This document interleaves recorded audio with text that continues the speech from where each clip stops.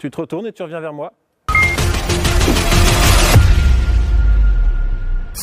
Ce soir, je suis sur les tests de sélection du RAID et je vais vous en dévoiler une partie. Tout d'abord, je voudrais vous présenter Thierry Sabot, chef adjoint du RAID. Thierry, qu'est-ce que vous recherchez chez des candidats? Le RAID, chaque année, procède à une ou deux phases de sélection. On va mettre les candidats sous stress, sous fatigue, pour voir s'ils sont dignes d'intégrer notre unité, si on peut avoir confiance en eux à l'avenir. Alors, qu'est-ce que vous recherchez comme qualité? La première chose qu'on va rechercher chez nos opérateurs, c'est du discernement. On va leur demander, dans les situations les pires, les plus stressantes, les plus complexes, d'être en capacité de conserver ce discernement, c'est-à-dire de faire le bon choix au bon moment. Ensuite, on va leur demander, bien entendu, du courage, du sang-froid, de l'abnégation, de la disponibilité, énormément de qualités humaines. Au RAID, il y a vraiment une sorte d'ambiance un peu familiale, collégiale. On doit compter les uns sur les autres. La solidarité est extrêmement importante entre les opérateurs. Concrètement, comment ça se passe? Nos tests, ils changent chaque année. Au cours de ces sélections, on va bien entendu tester leur capacité en tir, leur capacité physique, leur cran,